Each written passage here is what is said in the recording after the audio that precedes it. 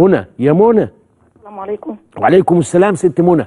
ازيك يا دكتور؟ ربنا يسترك. الله يكرمك يا رب، اللهم لا تجعلنا من الظالمين يا رب. في اول كلامي دكتور، انا متجوزه بقالي حوالي 18 سنه. لا بالراحه عليها بس علوا لي صوتها شويه. 15 سنه؟ 18. 18؟ ايوه جواز. والعيال جم؟ جوزي هو اللي شغلني. ايه يا فندم؟ جوزي هو اللي شغلني. يعني ايه جوزك اللي شغالك؟ يعني انا ما كنتش موظفه، فهو اللي قدم لي وجاب لي وظيفه. طيب ماشي، بقيتي موظفه يعني؟ بقيت موظفه ولله الحمد. طيب حاولت، قعدت معاه حوالي مثلا 3 4 سنين من غير خلفه، فهو قال لي هشغلك علشان تساعديني ونصرف على الخلفه ونصرف على المعيشه، والعيشه صعبه وكده. ايوه. وهو ما شاء الله مبسوط جدا جدا جدا، واهله مبسوطين جدا جدا جدا، بس هو اتضح انه بخيل قوي فوق ما تتخيل عم الشيخ. ده النهارده حلقه البخله ده بقى. اب مش عايز يصرف على اولاده، وواحد بيشغل مراته عشان تساعده مع انه مش محتاج لمساعده، عشان هي اتاخرت في الحمل فتصرف بقى على الحمل انا رفضت. انا كنت رافضه الشغل. كنت رافضه الشغل لاني كنت عايشه في بيت عيله. كنت رافضه الشغل اصلا لاني كنت عايشه في بيت عيله. والعيال جم يا حبيبتي؟ الحمد لله معايا 4. اللهم صل على النبي عليه الصلاه والسلام. كنت عايشه، ربنا يبارك. كنت عايشه يا عم الشيخ الله يبارك لك، كنت عايشه بما يرضي الله. طيب. بما في النص مشاكل زوجيه زي ما بيحصل اي بيت. ايوه عادي، كالفلوس اللبس الاكل الشرب نقف لبعض. انا كنت برضو ببقى يعني غلطانه احيانا، كان هو بيبقى غلطان ونتصالح والدنيا ماشيه تمام. لحد ما اتضح من حوالي 5 6 سنين ان هو بيتبع الافلام الاباحيه. مره اقف ومره ازعق ومره اتخانق ومره اقول حرام ومره اسكت ومره اقول ولا تعملي الكلام ده خالص، ولا ليكي دعوه بيه، وعدي كانه هو بيشوف ماتش كوره. انا ربنا يسامحني لغايه ما يتخمد ينام، يا اما العمليه دي تنعكس بالخير عليك في ليله يعلم بها ربنا، واللي هيحاسب العباد ربنا. حبيبتي لان اصلي النصيحه من الزوجه بتبقى صعبه على الزوج. النصيحه كانت بتبقى صعبه، بس المفروض هو اللي ينصح وهو اللي يعلم. يعني الاصل كده. اتفضلي. الاصل ان انا كنت غصب عني كنت بشوف الحاجات دي فكنت بقرف. معلش ماشي يا عم، خلاص خلصنا. مرت سنه 2 3 4 5 واللي فيه طبعا ما بيسلهوش، يصلي مره ويبطل مره، يعتمر وحج والحمد لله. خلاص يا عم الشيخ، حصلت لي النكبه اللي هي النكبه السوداء اللي من حوالي سنه ونص، ان هو تحرش ببناتنا. ايه يا فندم؟ تحرش ببناتنا. ببنته؟ بنتين. هو بياخد حاجه؟ بيشرب خمره؟ بيتعاطى؟ لا خالص خالص خالص خالص، وبيصلي خالص. وانت متاكده من الكلام ده؟ خالص ومتاكده وعلى يقين، وواجهته وعملت مشكله كبيره جدا. لا يكون البنات هبله وبتدعي عليه ما ليس فيه. لا هو اعترف يا عم الشيخ، هو اعترف. وقع في كلامه في الصدفه، من ضمن ما هو طبعا انكر في الاول وكان عاوز يضربني ويتهجم عليا ويعني يعمل لي مصيبه ان انا قلت الكلام ده. المهم فهو في وسط الكلام ده يقول لي طب الكلام ده من شهر، هم لسه قايمين يقولوه لك؟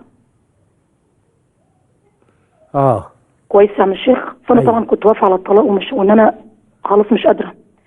المهم ربنا كرم امي فاقنعتني، لان انا ابويا متوفي، اقنعتني قالت لي يا بنت العيال وانت معاك 4 وسامحي والغفار وان الله كان عفوا غفورا والرحمه من عند الله وربنا بيغفر ما علينا عشان ما اطولش على حضرتك. رحت انا وهو الشيخ، لان في شيخ قال لي حرام، فرحت انا وهو الشيخ قال لي لا حلال، ممكن ترجعي له وتنسوا وتعيشوا مع بعض. ايه تاني الشيخ قال ايه؟ الشيخ قال لي حرام عليكي، محرم عليكي، ليوم القيامه ما ينفعش. هو قال كده؟ في شيخ قال كده، في شيخ قال لي كده. قال ايه؟ قال لي محرم عليكي، ما ينفعش تعيشي معاه تاني. عشان ايه؟ عشان التحرش بالبنتين. لا غلطان الشيخ ولا يفهم حاجه. ماشي. الشيخ التاني قال لي لا حلال وترجعي له، بس تنسوا وتعيشوا مع بعض. تنسوا ايه؟ يعني انسي، حاولي تنسي. معلش ننسى حاجه، بس نقول للبنات تخلي بالها. خلي بالها كويس. ده مش اب كويس ومش اب مظبوط. لو قال لها هات كوبايه ميه تديها له تجري. رجعت يا عم الشيخ وربنا يسامحني، كان جوايا شك بيقتلني. طيب. بس بتظاهر ان انا قويه. فاصل صغير جدا يا حبيبتي وارجع لك على عيني. فاصل. هل من الاحسان ان يتحرش اب بابنته؟ استحاله، الا اذا كان مريضا مرضا نفسيا او غاب عنه عقله وصار هو والبهيمه سواء. انما الاب السوي الموضوع ده لا يخطر، حتى مجرد يخطر على باله يخطر. معانا لسه؟ الو معاك حضرتك. طب يا حبيبتي اتفضلي كملي. معلش. رجعت يا عم الشيخ وربنا كرمني وبقيت احاول ان انا احاول اتناسى عشان اقدر اعيش. ايوه. وامي كانت في ظهري، يا بنتي انسي، كانت على طول هي اللي تقويني على العيشه. مالها ماما؟ كانت بتقويني على طول على العيشه، بتقويك على انك تعيشي. طبعا اي ام بقى عايزه بنتها تبقى مستقيمه عشان اعيش واقدر مستقره. ربنا غفور، ربنا عفو كده على طول. طيب. اتفقنا على حبه حاجات قبل ما ارجع له، ان يصرف على البيت بقى. ما كانش بيصرف، كان بيديني حاجات بسيطه جدا. قالت له مش كل حاجه، فلازم انت تقف جنبها. بنتي كانت الراجل والست، فانت حضرتك لازم تصرف وتحط جزء. اتفق على مبلغ من المال، واتفق ان هو يعيني في البيت ويعيني على العيال. رجعت حضرتك يا عم الشيخ خالف كل الوعود. الفلوس قال لي لا انا كنت بتفق معاك كده عشان ترجعي بالظبط، بدل ال 2000 هديك 1000 بالظبط. قرموط، هو قرموط سما. بدل 2000 هديك 1000 ونص. طب فين العمره اللي وعدتني بيها؟ خلي اختك تبعت لنا دعوه. طب فين البيت اللي انت قلت هجيب دور وانت دور وانا ولادي دور عشان احنا نعيش يبقى في خصوصيات في العيشه؟ قال لا معيش. ايوه ماشي يا عم الشيخ. وعشت من هنا لهنا، حصلت مشاكل، بدات انفر منه لان انا فعلا كنت خلاص بغطه. جيت قعدت قدامي فقلت له شفتوا ركزوا، حصلت مشاكل بدات انفر منه. بدات يعني شوفوا القسوه بتعمل ايه على ام كلثوم. ابغضه. بدات بغطه. قلت له بص انا مش هكذب عليك، انا بدات من جوايا بدات انفر منك، انت لبستني توب الرجاله. وتقولي ليه بس؟ لا يهيج عليك يخبطك بسكينه ولا يطير لك عين. حضرتك ما انا اتفقت قلت له حضرتك لا اله الا الله. بتقولي ليه؟ قلت يا عم فاسرها يوسف في نفسه ولم يبدها له عشان ما بقاش منافقه. لا يا هبله، يا هبله، اقسم بالله ما هو نفاق. نفاق ايه يا بت؟ اتفقت. النفاق يا بابا ان يبقى جواك كفر وفي لسانك ايمان. لا كان جوايا. انما كتمان حاجه تجيب لي الاذى مش نفاق. هي ما جابتليش. لكن تقولي في وشه بص اصل انا ما بكرهش حد قدك وانت عملت وعملت قايم عليك خبطك يجيب لك تربانه في نافوخك. ما جابليش يا عم الشيخ. قلت له اتجوز، انا موافقه تروح تتجوز. اتجوز ايه؟ حياتك وجيب لك واحده تشبعك لو انا مش قادره اشبعك، عشان انا اعيش مع عيالي واربهم لك ومش عايزه منك اكل ولا شرب ولا نفقه ومسامحيك، بس اتجوز. قال لي اكتبي لي بكده. قلت له حاضر. قال ايه؟ قال لي اكتبي لي ان انت موافقه ان انا اتجوز وما افرقش عليك ولا عيالك. قلت له ماشي. كتب الورقه ومضيت له عليها ان انا موافقه ان هو يتجوز. طب فين؟ قال لي لا خلاص انا خدت الورقه وراح عينها يا عم الشيخ. عشت برضه، هقول لحضرتك عشت بمشاكل وعشت. وراح اتجوز؟ لا ما اتجوزش، مرضيش عشان بخيل. مرضيش. صح شاطره، برافو عليكي. المهم فوالدتي قالت لي عيشي بقى، كل مشكله تقول لي عيشي، اشتكي لها تقول لي عيشي. فالمهم لما لقتني خلاص بقى نفسيتي تعبانه وان انا فعلا هخش في حرمانيه ان انا بمنع نفسي عنه، قالت لي لا لحد كده يبقى حرام عليكي اخرجي. قلت لها ما اقدرش اخرج، لو خرجت بقى مشاكل كلها ملهاش اسباب. مشاكل ايه؟ كلها فلوس وخناق، فانا مش عايزه اخرج عشان كده هيدي بيتي. المهم حضرتك اتضح ليا من زمايلي واصحابي ان هو انشا فيس برقم تليفوني وباسم بنته الصغيره اللي هو تحرش بقى تحرش لحد العانه، ايده وصلت للعانه، اسم بنته وبرقم تليفوني، عمل افلام اباحيه بالرقم التليفون ده. فتح صفحه برقم تليفوني انا، بس هو عن جهل لانه ما كانش يعرف ان حد يعرف رقم تليفوني ولا اسم بنته. يعني عملوا جهل نت، جهل تكنولوجيا. هو كان اهم حاجه يفتح صفحات اباحيه وبس فقط، لكن ما يفهمش يعني ايه رقم تليفون هيروح لمين او حد يعرف. طيب. فراح وعمل طلب صداقه لواحده زميلتي، فاختي فتحت التليفون لان تليفوني متسجل عندها، لقيت طلب صداقه فلقيت فتحت لقيت رقم تليفوني، قالت لي ازاي تعملي الكلام ده؟ فعرفت ان هو وواجهته ورحت لاهله ابوه وامه واخواته. وهو لما عمل طلب صداقه لاختك كان يعرف انها اختك؟ طلب صداقه لواحده زميلتي بس. واحده زميلتك يعرف انها زميلتك؟ يعرف بس هو ما كانش يعني دارسها جغرافيا كويس وعارف ان دي كذا كذا وهتنفعه في الصفحه الخيبه لانها مطلقه فكان عاوزها. ابتدى يكلمها. قبلت هي ليه طيب؟ لا ما قبلتش، عملت بلوك. طيب. واختي لما مسكت التليفون وعرفت ان الرقم ده بتاعي عملت بحث برقم التليفون لان اسم بنتي كتبوا باسم البنت. فالمهم حصل مشاكل، فرحت لوالده ووالدته واخواته وعملت قعده عائليه. قلت لهم انا مش جايه في مشكله. هتعملي العاده العائليه للفيس ولا للتحرش بالبنت ولا عملت كل حاجه يا عم الشيخ. اتهموني ان انا كلبة فلوس وكلبه مسعوره. كانت لازم تترتب من الاول. اترتبت ورحت لاهله وكبرت ابوه. اتهموني ان انا مش كويسه، ان انا كلبة فلوس وكلبه مسعوره. ان انا بعمل المشاكل دي عشان الفلوس بس. مش عشان خاطر بناتي. ايوه. المهم يا عم الشيخ ممكن اسالك سؤال؟ اتفضل.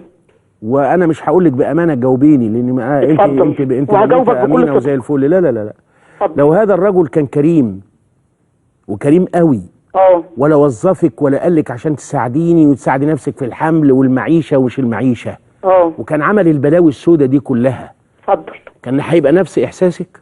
طبعا يا عم الشيخ انا جوايا مذبوحه ببناتي، انا جوايا ذبح. بلاش، ما كانش بيعمل مع بناته حاجه. عم الشيخ وفتح الصفحه، استني بس، وفتح الصفحه وقاعد كده قدام الهبل وكانه عيل مراهق عنده 15 سنه. كتير ايه؟ استحملتها كتير، بس لحد انا ما يعمل برقم تليفوني واسم بنتي لا يعني انا قصدي لو كان الراجل ده كريم ومالي بيتك خير اقدر اتحمل عيشته وتطلبي جنيه يديكي 50 حمراء. كويس. ومش متحرش ببناته، كنت اقدر اعيش. ما كانش متحرش كنت اقدر اعيش. فاتح صفحه هباب ولا بيصلي ولا بينيل. انا مهم عشان ببلع كل حرف انتوا بتقولوه. اتفضل. كنت ممكن تبقي سعيده ومبسوطه ومفيش مشكله من غير تحرش بناته، كنت ممكن اكمل. برافو عليك. يعني انت، وطبعا مش انت لوحدك، قطيع كبير جدا من المجتمع عايش على ان الراجل اهم حاجه ان يبقى مال البيت خيرات وما بنشتكيش وكريم، يروح بقى ما يصليش اهو ربنا غفور رحيم. معلش لا يتعرف على بنات النسوان اهو ربنا اللي هيحاسبه. معلش مش انا قاعده بلهط. لا معلش. وباكل وبشرب وبتكسي. معلش. وبجيب شنط وبجيب دباديب. معلش يا عم الشيخ. لا انت لسه قايله دلوقتي بقى. مش عايزين نغير كلامنا. لا مش هغيره. انت قلت دلوقتي بعد عن التحرش ببناتي. مع ان برضو كلمه غلط تقولي بعدم التحرش ببناته، لان اي مستمع هيسمع لك يا حبيبتي تقولي التحرش ببناتي يبقى دول بناتك من راجل تاني. لا بناته. بناته 14 يبقى ده مريض سنة. خلاص نفترض ان هو ما بيتحرش ببناته وانه كافي بيته ومغرقه ولا بيصلي ولا بيصوم ولا حاجه، وقاعد كده قدام الاساتوك ده ورد الجناين ده بس عريان بلبوص. اهم حاجه هيبقى لا يعني قولي لي ايه اللي يخليكي ما تزعليش على انه تارك للصلاه؟ ايه اللي يخليكي ما تزعليش انه قاعد كده ليل نهار بيقول لك القهوه؟ استني بس، يقول لك القهوه، تجيبي له القهوه يقول لك شفت الموزه دي ايه رايك؟ انت تقرفي فتيجي واخده بعضك وخارجه زي انت ما قلتي لي انا كنت بقرف. فتيجي خد بعض قاعده في البلكونه مع مشمشه ومسليه وقتك باي حاجه وخلاص الدنيا تبقى جميله. ايه اللي يخليكي تعملي كده؟ علشان هدم البيت صعب قوي يا عم. طيب جميل جميل. عايزين البيت يعيش ان شاء الله مع كافر. لا بس يبعد عن التحرش بتاع لا بناته. يا عم الشيخ. لا والله لا. ويجيب التلات ابيض. لا يا عم الشيخ والله. امال ايه طيب؟ المهم وصل الموضوع لايه بقى دلوقتي؟ بصرف على البيت. قولي بقى الموضوع وصل لايه؟ 15 سنه كنت بصرف على البيت. انا عارف. قولي لي بقى وصل الموضوع لايه بقى؟ وصل لما خرجت خدت ولادي وخرجت. كبرت الاب وعملت قعده عائليه وقلت اللي جواك. خدت ولادي واجرت الشقه بره لوحدي. هبح قرار من دماغي كده. خدت قراري وخدت ولادي قررت اجرت الشقه لوحدي بره. عندك عشان انت موظفه. عشان موظفه. وتقدري تصرفي على البنات. وعشان اقدر اصرف على البنات. طب ما عملتيش الكلام ده من زمان ليه واتطلقتي؟ كنت بحاول معاه يصلح. امال قاعده على ذمته بتهببي ايه؟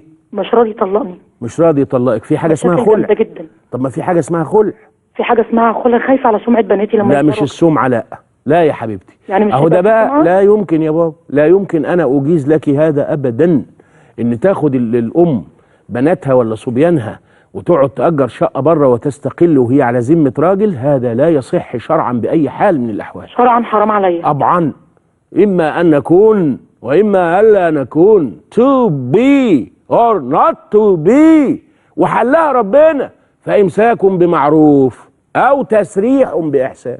أنا أعرف ناس متبهدلة كتير جدا، وأعرف ناس اسمعي وبشكرك طبعا الأول عشان أعرف بس أقول كلمة للسادة المشاهدين وليكي، إني ملايين عايشة بسمع منهم ليل ونهار كلمة احنا منفصلين بس مش متطلقين. ده لا يرضي الله تبارك وتعالى. يعني ايه منفصلين بس مش متطلقين؟ يعني معناها كل واحد نايم في اوضه او كل واحد قاعد في بيت وعلى ذمه بعض عشان الشكل الاجتماعي. هذا دجل. هذا دجل. يا الناس تعيش ازواج سمنه على عسل ابيض واسود وعليه طحينه، يا تمشي اسمها بقت في خلصه. رب العزة قال هذا. فإمساك بمعروف أو تسريح. إما أن نكون هيصة بيصة وإما أن نكون حيصة خيصة هناك في الناحية التانية. إنما الحياة اللي احنا بنعالجها أخد شقة لوحدي مالكش دعوة بيا، مالكش حكم عليا، أنا بعتبر نفسي كذا بس عشان الولاد، أهو ده الدجل يا إخوانا. ده عنف والإسلام بريء منه. الإسلام قال يا تعيشوا زي الفل لي يا كل واحد ياخد حقه ويتكل على الله. معانا